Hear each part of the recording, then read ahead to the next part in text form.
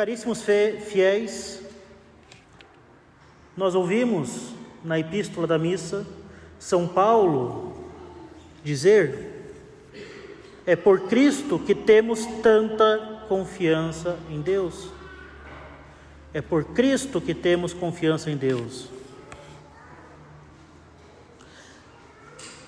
São Paulo diz que a razão da nossa confiança em Deus é nosso Senhor Jesus Cristo. Afinal, é graças a Ele que podemos retornar a Deus com confiança, afinal, Ele é nosso Redentor. Objetos da cólera de Deus pelo pecado original, nós nos tornamos filhos de Deus por meio de nosso Senhor Jesus Cristo. É por Ele, nosso Redentor, que nós ousamos dizer com confiança: Pai nosso, Pater Noster. É por Ele, por meio de Cristo, que obtivemos a salvação de nossas almas. É por Ele que nós obtivemos a entrada no reino de Deus. É por Cristo, que é verdadeiramente Deus e verdadeiramente homem, que o gênero humano foi redimido, e é por Ele, verdadeiramente Deus e verdadeiramente homem, que o homem pode novamente estar unido a Deus. A salvação está em Cristo. A salvação nós a obtemos por meio de Cristo. Por isso, Cristo nosso Senhor, como diz São Paulo, é a esperança da bem-aventurança, Ele é a esperança da glória. Esta é uma das afirmações mais importantes do apóstolo. Cristo Jesus é o princípio, a razão da nossa glória. Ele é o princípio da nossa vida eterna que começa cá embaixo. Cristo, nós não podemos ignorar, está no centro do plano divino da salvação. Ele é a sabedoria de Deus encarnada. Ele é a sabedoria divina que quer que todos os homens sejam salvos em execução. É a sabedoria divina que assume uma carne para colocar em prática todos os desígnios que pré-existiram desde todos os séculos em Deus. E é no sacrifício da cruz que Ele realiza esse desígnio, que é um desígnio de misericórdia. Deus nos amou primeiro, e desde toda a eternidade quis a nossa salvação. Ele nos criou para Ele. Ele nos criou para a bem-aventurança eterna.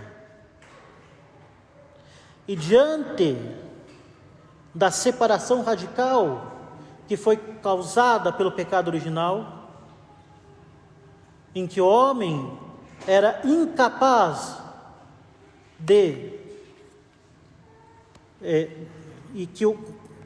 e esta separação radical, que era impossível de ser sanada pelos meios, pela força humana, foi sanada justamente por Cristo, que foi prometido como Messias logo após o pecado de Adão. Incapaz de sanar esta separação radical, incapaz de expiar por este pecado,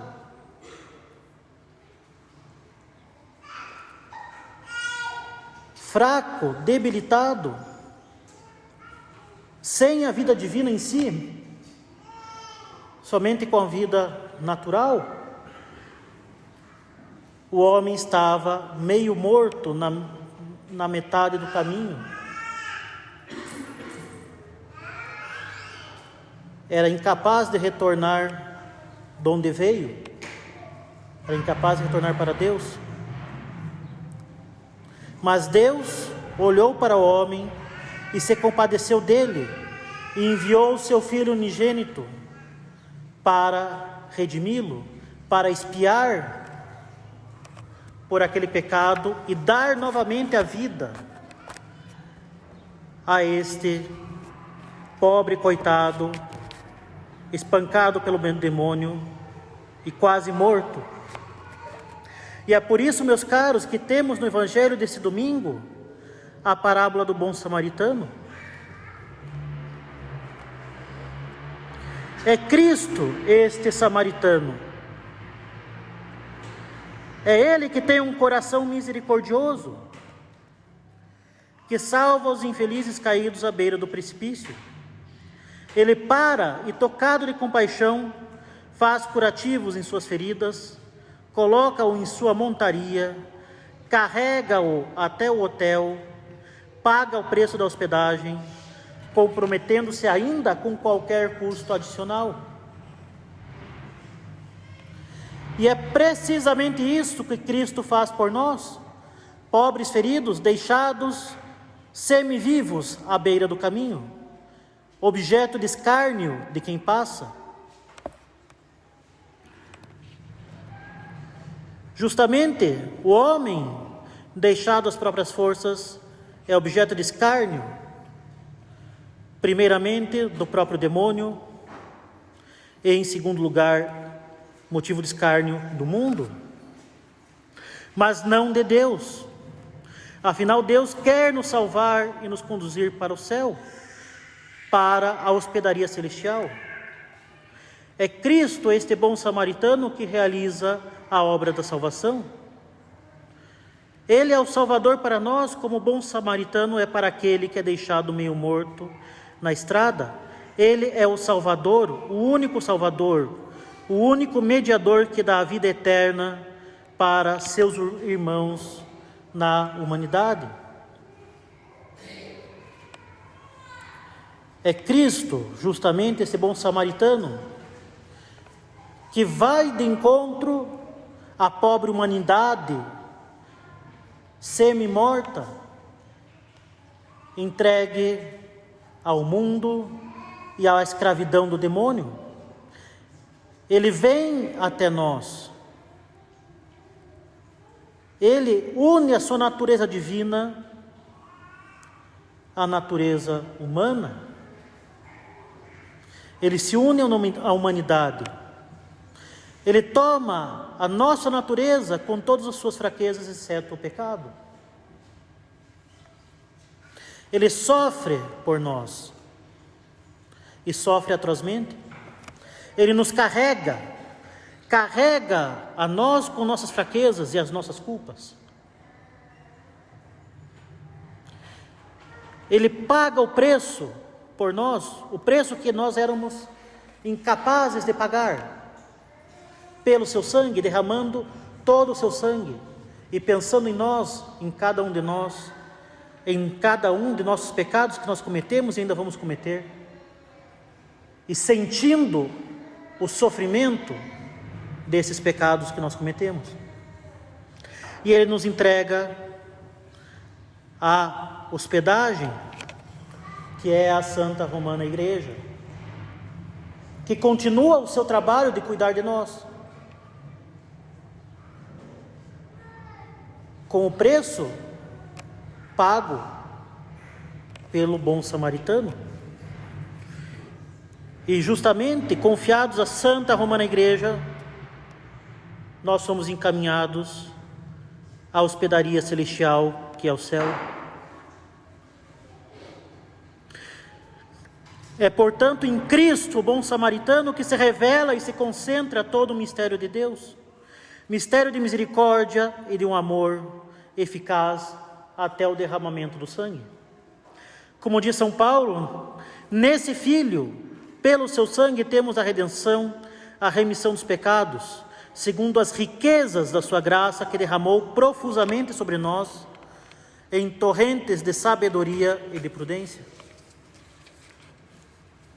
Além disso, meus caros, a fórmula mais completa do mistério da salvação realizado em Cristo é dada por São Paulo aos Efésios, pouco depois do trecho que nós temos na epístola. Deus propôs, em seus desígnios eternos, recapitular tudo em Cristo, restaurar tudo em Cristo, reunir tudo em Cristo.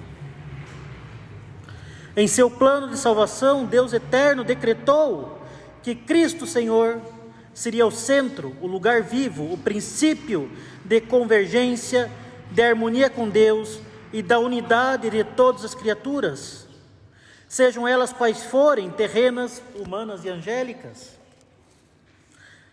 Cristo é o primeiro e o último, o princípio e o fim, o alfa e o ômega. É o princípio da harmonia de todas as criaturas com Deus e da união com Deus.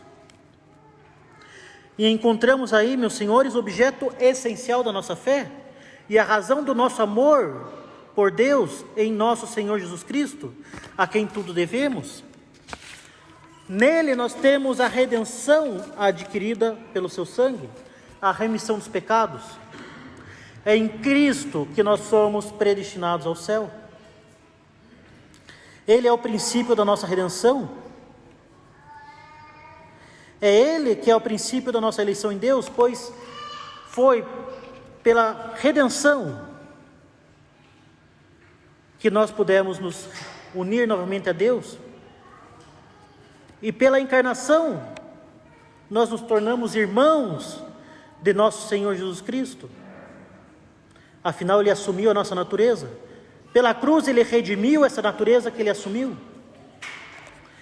E nos tornou, além de seus irmãos, filhos de Deus, por adoção, e co-herdeiros do céu com nosso Senhor Jesus Cristo. E assim Ele é o depósito da nossa herança, como diz São Paulo. E assim Cristo é o princípio da nossa vida divina, o princípio da nossa vida nova, a vida da graça. É Ele que com sua paixão nos reaproximou de Deus. É Ele quem é a nossa paz. É Ele que é a nossa justiça, a única e verdadeira justiça possível. Pois não é possível haver justiça sem antes de tudo dar a Deus aquilo que lhe é devido por direito. E se nós podemos justamente sanar a dívida, nossa dívida com Deus, não é por nós, que somos pobres e miseráveis pecadores, mas é justamente pelos méritos adquiridos por Cristo e depositados na Santa Romana Igreja e colocados ao nosso alcance pelos sacramentos. É Ele a verdadeira justiça e o princípio de toda a justiça, inclusive a justiça social. Afinal, a sociedade, criatura de Deus, deve dar a Deus aquilo que lhe é devido também. E somente Ele pode ser a verdadeira paz interior, a verdadeira paz social, a verdadeira paz familiar. Ele é a nossa verdadeira paz, pois somente por Ele pode haver a tranquilidade na ordem. Somente por Cristo que é possível que os indivíduos, as famílias e a sociedade sejam verdadeiramente ordenados a Deus.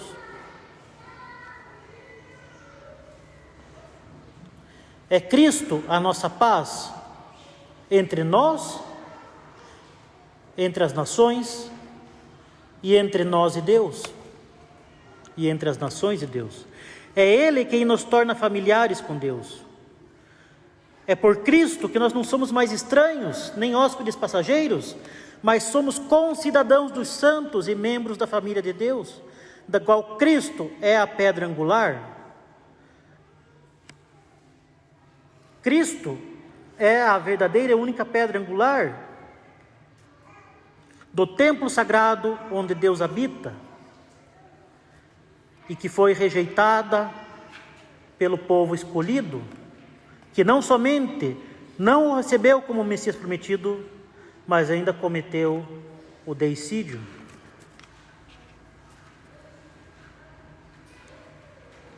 É ele, não somente a pedra angular, o princípio da nova aliança e do templo sagrado da nova aliança, que é a Santa Romana Igreja, mas é ele, na Santa Igreja, a continuação da obra da redenção. Afinal, a Igreja é o corpo místico de Cristo. Como, em tão breves e simples palavras, poderíamos engrandecer melhor a Cristo, sua pessoa e sua obra? Mas também, sobretudo, como permanecer insensível a esta obra de misericórdia, a esta obra de salvação? Como não ter uma confiança cada vez maior em Deus, na sua providência, que tudo guia para o bem daqueles que o amam? Como cair no desânimo e no desencorajamento? Não é possível. Não há lugar para desânimo na vida católica. Não há lugar para tristeza, não há lugar, muito menos para desespero. Mesmo diante das mais duras provações, mesmo diante das mais intensas dores, mesmo diante das nossas quedas e das nossas mais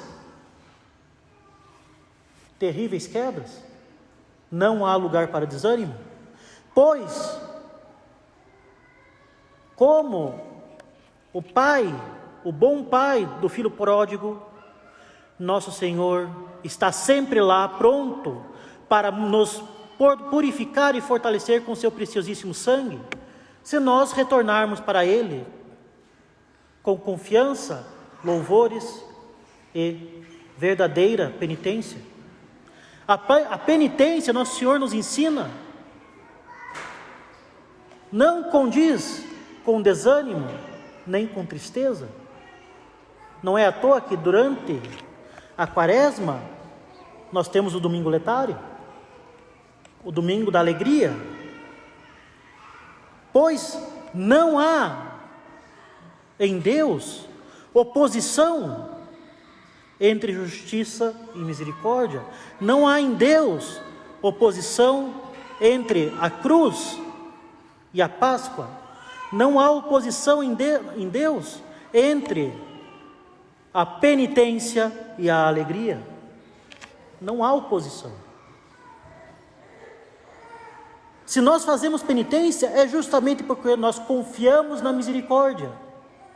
Se nós fazemos penitência, é justamente porque nós sabemos que nós temos em Deus um verdadeiro refúgio, o verdadeiro porto seguro, a verdadeira fonte de conforto, de purificação e de fortaleza.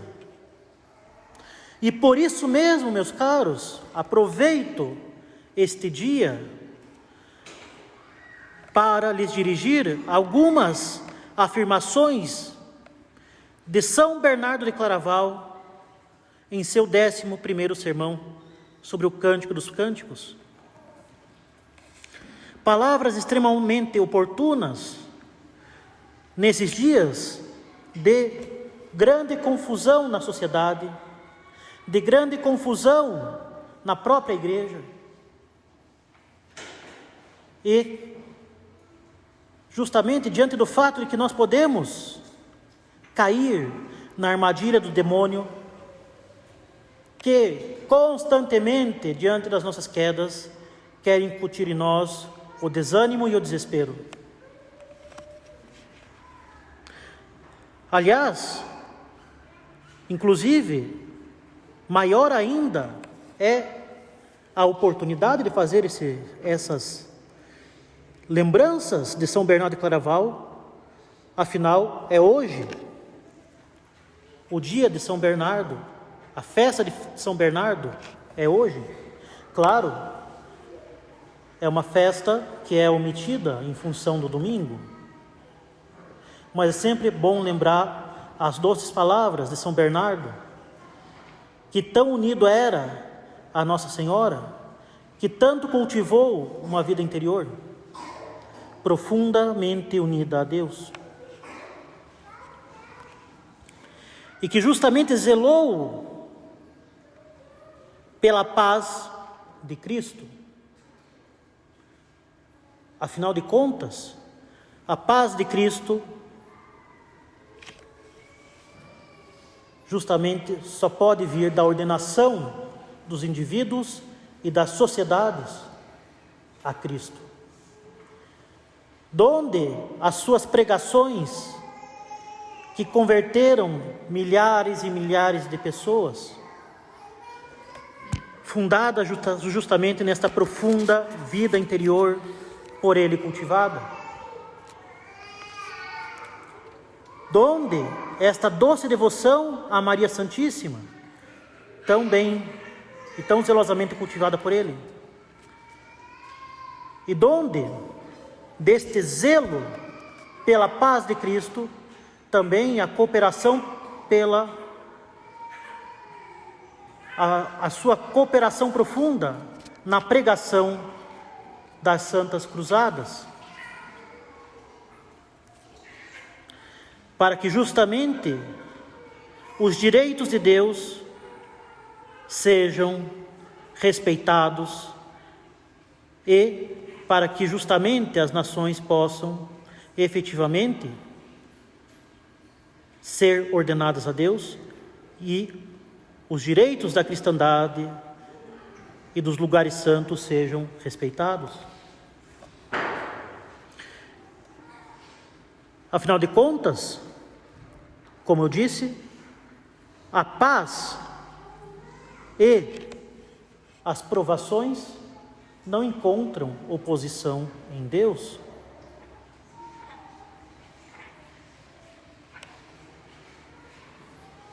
E como dizia muito bem Santa Joana d'Arc, não se obterá paz senão na ponta da lança. Isso vale tanto para os direitos de Deus na sociedade, quanto para os direitos de Deus na nossa alma. Como diz Jó, a vida do homem na terra é um constante combate. Militia est vita omni super terram. Se nós não combatemos, nós já nos rendemos aos inimigos da nossa alma. Nós já nos rendemos aos inimigos da cruz de Cristo. Então, a nossa vida na terra é um constante combate. Lembremos dessa frase também de Santa Joana d'Arc. Não se obterá a paz senão na ponta da lança. E ne s'obtiendra la paix qu'au bout de la lance. Então, voltemos a São Bernardo, ao seu 11º sermão sobre o Cântico dos Cânticos. Apresento aos senhores alguns trechos esparsos. Diz São Bernardo: desejo ver todos vós participando desta sagrada unção pela qual a piedade recorda os benefícios de Deus com alegria e ação de graças, pois isso é extremamente vantajoso, porque serve para aliviar os trabalhos da vida presente, que se tornam mais suportáveis quando nos regozijamos com os louvores de Deus, e porque nada na terra representa tão perfeitamente o estado dos bem-aventurados no céu, do que a alegria daqueles que louvam a Deus. Por isso aconselho a vós, que sois meus amigos, que fujam algumas vezes da triste e dolorosa lembrança dos pecados passados, e que caminhem por um caminho mais unido, mantendo pensamentos de alegria e relembrando em vossa memória os benefícios de Deus, para que os olhares que lançareis sobre Ele vos façam respirar um pouco, afastando-vos do desânimo e da confusão que vos causa a consideração da vossa fraqueza.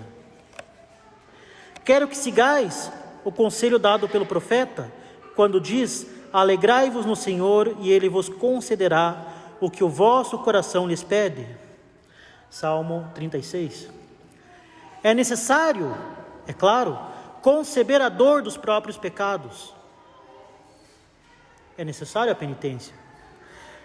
Mas não deve ser contínua e deve ser misturada com a agradável lembrança da misericórdia de Deus, para que uma tristeza muito grande não endureça o coração e o desespero complete a sua ruína.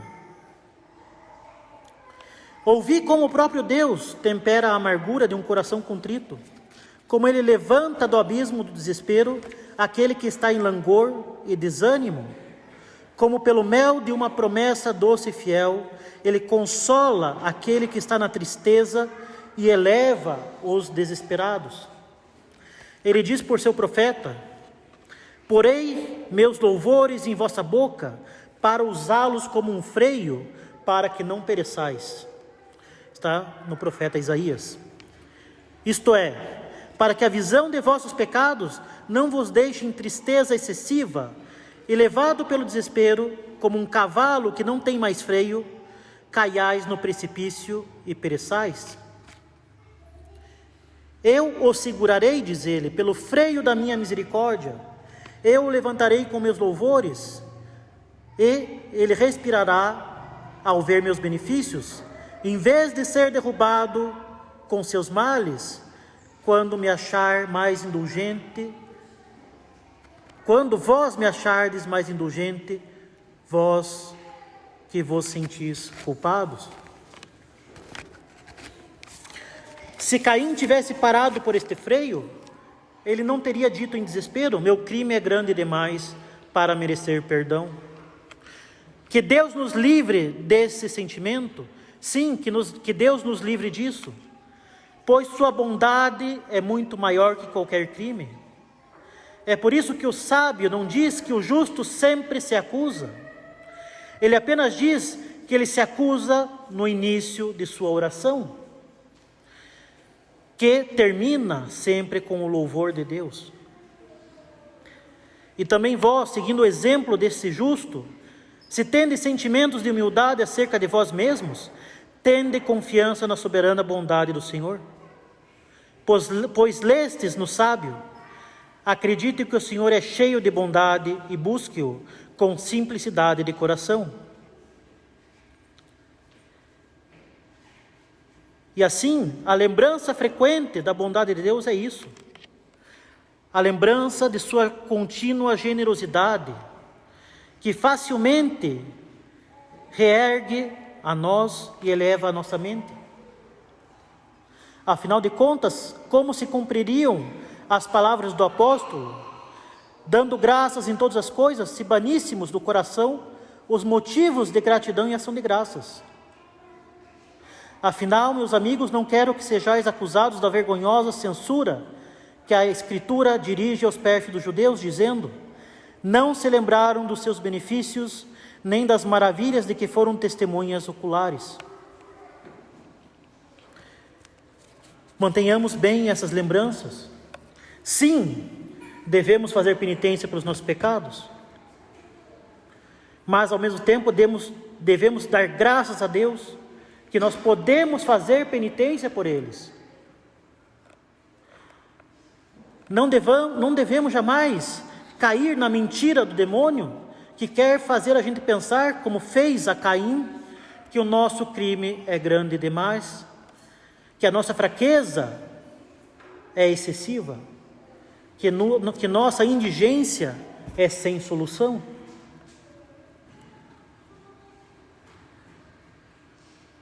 Não nos esqueçamos jamais das inúmeras não nos esqueçamos jamais dos inúmeros favores de Deus, das inúmeras graças que Ele nos deu.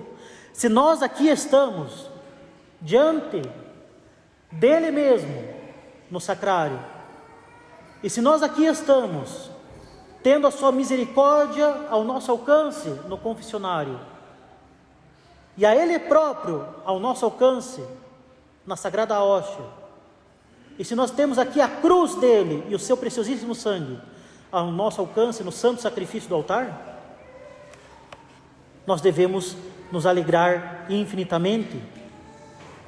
E não há por que cessar de agradecê-lo. Devemos agradecer a Ele sem cessar.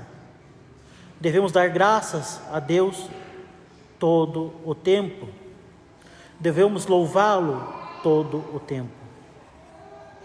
Então, com essas palavras de São Bernardo, meus caros, não nos esqueçamos jamais que Deus tanto nos ama que enviou seu Filho para derramar todo o seu sangue por nós. Não nos esqueçamos jamais que Ele é bom e onipotente. Ele é Deus e quer a nossa salvação. E para isso temos em Cristo, nosso Senhor, nosso Deus, Deus conosco, Deus ao nosso alcance, Deus tangível, que nos mostrou o caminho da salvação e nos deu os meios de alcançar a salvação. Nós temos em Cristo a fonte de toda a confiança que devemos ter em Deus. Afastemos então de nós o demônio do desânimo.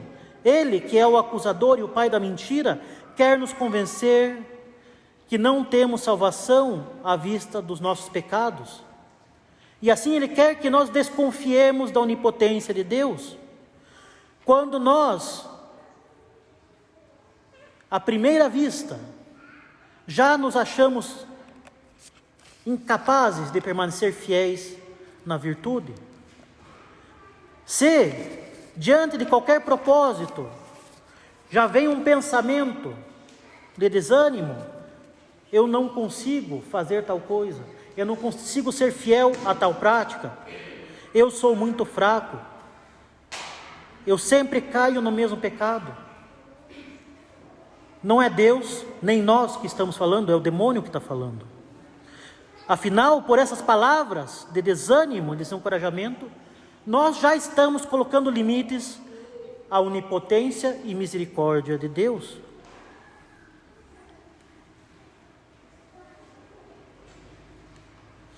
É o demônio que quer que nós desconfiemos da onipotência de Deus e que nós consideremos que nós não temos jeito.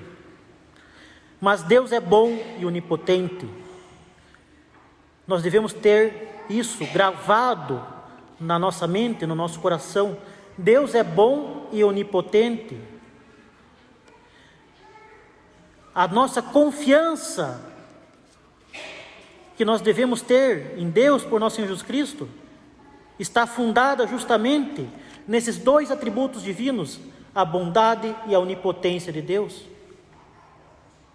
Ele é bom e tudo pode, inclusive nos salvar. Inclusive nos salvar apesar de nós mesmos. Basta que nós recorramos a Ele com o coração contrito e humilhado e sobretudo cheio de confiança, louvor e ação de graças. Nós temos o preciosíssimo sangue de nosso Senhor, que nos purifica e fortalece. Nós temos Deus conosco nos tabernáculos. Nós temos a cruz conosco no santo sacrifício da missa. Nós temos a barca da salvação, que é a Santa Romana Igreja. Nós temos uma mãe zelosa, que esmaga a cabeça da serpente e nos protege e sustenta, que é a Santíssima Virgem. O desânimo ao qual o demônio nos impele é verdadeiramente irracional, meus caros. Mantenhamos então, diante dessas palavras de São Bernardo e diante dessa verdade da bondade e da onipotência de Deus, mantenhamos sempre a confiança e mantenhamos sempre a lembrança de tantos benefícios e, sobretudo, a lembrança de que Deus é bom e onipotente e Ele nos ama e quer nos salvar. Confiemos então, meus caros, confiemos, louvemos e demos graças a Deus todo o tempo, pois a sua misericórdia é eterna. Louvado seja o nosso Senhor Jesus Cristo. Em nome do Pai, do Filho e do Espírito Santo. Amém.